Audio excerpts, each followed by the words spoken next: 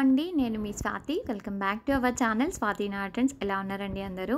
So ఇది వచ్చేసి Sankranti continuous vlog అనమాట. భోగి పండుగ మా మమ్మీ వాళ్ళ ఇంటి దగ్గర ఇంకా సంక్రాంతి రోజు అయితే ప్లానింగ్స్ ఏం లేవండి. సో అందుకే ఇంకా మేము సంక్రాంతి రోజు అమ్మమ్మ వాళ్ళ ఇంటికి వెళ్దామని ప్లాన్ చేసాము.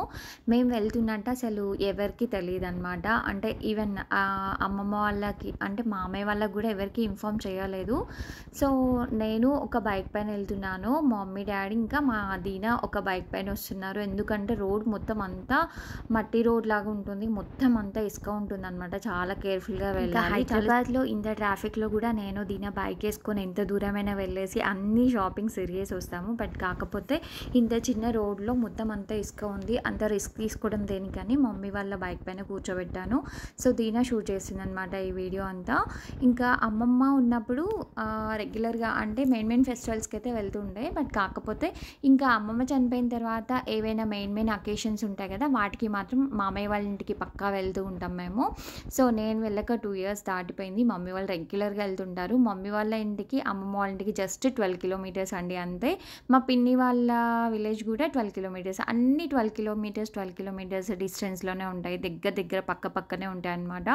సో అందుకే రెగ్యులర్గా అందరు మీట్ అవుతూ ఉంటారు. అది వచ్చేసి ఇప్పుడు నేను చూపించేది మా పెద్ద మామయ్య వాళ్ళ ఇల్లు అనమాట. ఇది నాకు వచ్చేసి ఎక్కువ మెమరీస్ ఇప్పుడు మా సెకండ్ మామ ఇంకా చిన్న మామ వాళ్ళ ఇంట్లో ఎక్కువ మెమరీస్ ఉన్నాయన్నమాట. ఎందుకు అంటే చిన్న మామయ్య వాళ్ళ ఇంట్లోనేమో అమ్మమ్మ వాళ్ళది ఇంకా అంటే చిన్నప్పటి నుంచి మొత్తం అంతా అదే పాత హౌస్ అనమాట.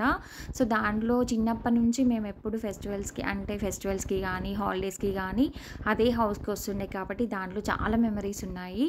ఈ హౌస్ ఏంటి అంటే సెకండ్ మామ వాళ్ళ కూతురు ఉంటుంది సునీత అక్క నేను చాలా క్లోజ్ అనమాట. సో ఇంకా నాకంటే ఒక 2 years పెద్ద, కానీ ఇంకా ఇద్దరం సేమ్ ఏజ్ లాగా ఫీల్ అవుతూ ఉంటాం, చాలా క్లోజ్గా ఉంటాం కాబట్టి.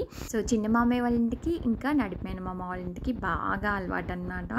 ఇంకా పెద్ద మామయ్య వాళ్ళ ఇంటికి ఏంటి అంటే ఇద్దరు అబ్బాయిలే అనమాట. సో అందుకే నాకు ఎక్కువ ఏం లేదు. మమ్మీ వాళ్ళు వస్తే మాత్రం తప్పకుండా వెళ్తుండే మామయ్య వాళ్ళ ఇంటికి. అత్తయ్య ఇంకా మామయ్య వాళ్ళు కూడా చాలా బాగా మాట్లాడతారండి.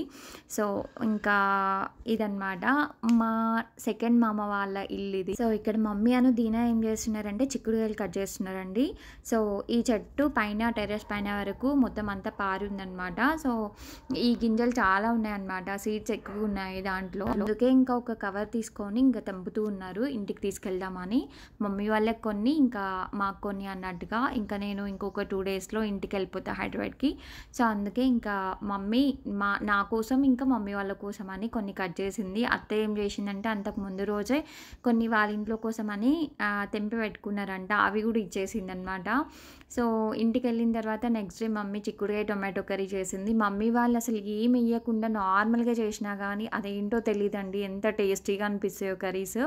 సో ఎస్పెషల్లీ నాకు మమ్మీ చేతితో చేసిన ఎగ్ పులుసు ఉంటుంది కదా, అది చిక్కుడుకాయ టొమాటో, దోసకాయ చట్నీ, దోసకాయ టొమాటో, ఇట్లాంటి కర్రీస్ నాకు మస్తు ఇష్టం. చాలా ఎప్పుడు వెళ్ళినా తన చేతితో చేయించుకుంటా. టొమాటో చట్నీ, రోటి చట్నీ ఉంటుంది కదా, సో అట్లాంటివి నాకు చాలా ఇష్టం. మీరు కూడా మీ మమ్మీ చేతితో వండిన వంటలు చాలా ఇష్టపడుతుంటారా? కమెంట్ చేయండి.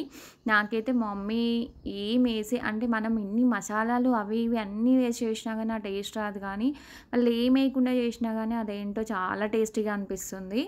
సో మీకు కూడా అలాగే అనిపిస్తే కింద కామెంట్ చేయండి.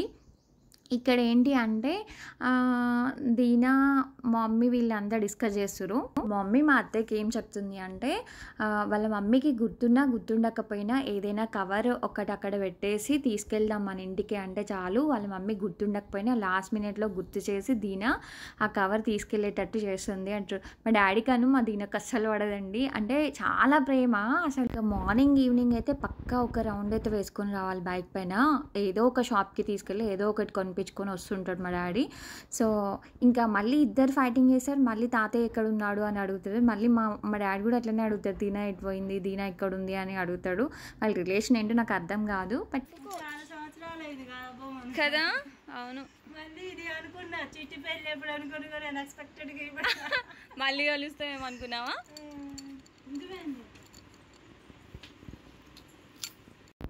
సో నేను చెప్పాను కదండి, ఇది మా చిన్నమ్మాయిన మామ వాళ్ళ ఇల్లు అనమాట. అంటే ఈ ఇల్లు మా చిన్నప్పటి నుంచి ఉంటుండే, బట్ ఇంకా చాలా బాగుంటుండే అసలు ఈ ఇల్లు. నాకు చాలా చాలా మెమరీస్ ఉన్నాయన్నమాట ఇంట్లో. మా అమ్మమ్మ వాళ్ళది మెయిన్ ఇల్లు అనమాట. ఇది చాలా పెద్దగా ఉంటుంది. నేను ఇంకా మొత్తం లోపలికి వెళ్ళి చూపించలేదు. చాలా పెద్దగా ఉంటుంది ఇల్లు, చాలా బాగుంటుంది కూడా. చాలా ప్లేస్ ఉంటుండండి. మేము చిన్నప్పుడు మొత్తం అంతా ఇక్కడే ఆడుకుంటుండే.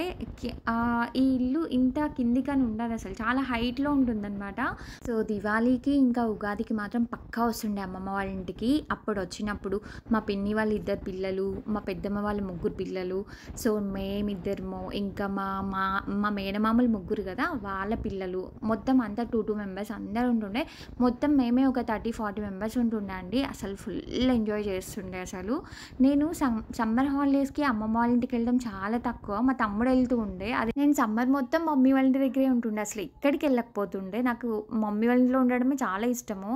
ఒక్కరోజు కూడా నేను మమ్మీని వదిలిపెట్టి అస్సలు ఉండకపోతుండే. మా పెద్దమ్మ వాళ్ళు అందరూ తిడుతుండే, అసలు ఇక్కడికి వెళ్ళలేదు, ఇది అమ్మ కూచి, అమ్మని పట్టుకొనే ఉంటుంది అని అంటుండే.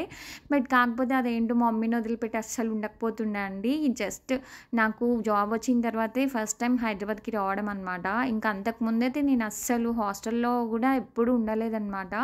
అందుకే నాకు ఫ్రీ సీట్ వచ్చినా కానీ నన్ను హాస్టల్లో జాయిన్ చేయలేదు మమ్మీ వాళ్ళు. నేను అలా ఎంజాయ్ చేస్తుంటే మా హస్బెండ్ ఇలా ఎంజాయ్ చేస్తుండే.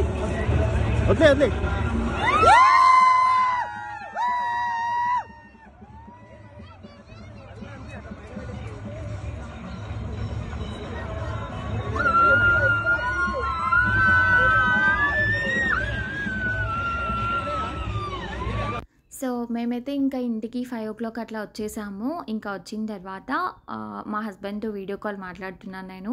చూసారు కదా, మా హస్బెండ్ ఏమో వాళ్ళ ఫ్రెండ్స్తో కైట్స్ ఎగరేసుకుంటూ, ఇంకా స్కై లాంటర్స్ ఎగరేసుకుంటూ వాళ్ళు ఫుల్గా ఎంజాయ్ చేస్తున్నారు. నేనేమో అక్కడ మా మమ్మీ వాళ్ళతో ఎంజాయ్ చేస్తున్నాను.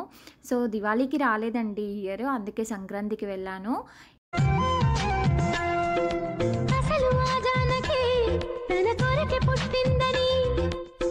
సో అదే రోజు మా అన్నయ్య వాళ్ళ కూతురు అనమాట, మా ఇంటి ఎదురుగా అన్నయ్య వాళ్ళ కూతురుది బర్త్డే ఉండే. సో వీళ్ళంతా ఫుల్ ఎంజాయ్ చేస్తున్నారు పిల్లలు.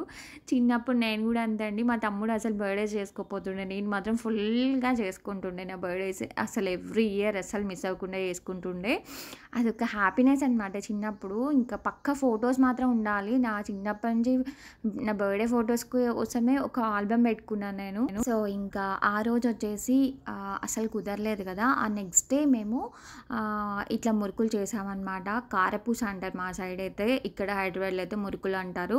సో సన్న కారపూస అనమాట, మా డాడీకి ఇష్టం ఇది. అది శనగపిండితో చేసింది మా డాడీకి ఇష్టము, మా హస్బెండ్కి మినపప్పుతో చేసింది ఇష్టము. సో శనగపిండితో చేసాము, మా హస్బెండ్ కోసం చక్కెరగారెలు చేసాము, ఇంకా అరిసెలు కూడా చేసాము. సో మా సంక్రాంతి అయితే ఇలా కూల్గా కామ్గా ఇంకా సింపుల్గా జరిగిందండి. ఇంకా నెక్స్ట్ డేనే నేను హైదరాబాద్కి రీచ్ అయిపోయాను. సో ఇంకొక మంచి వ్లాగ్తో మళ్ళీ కలుస్తాను. Bye bye.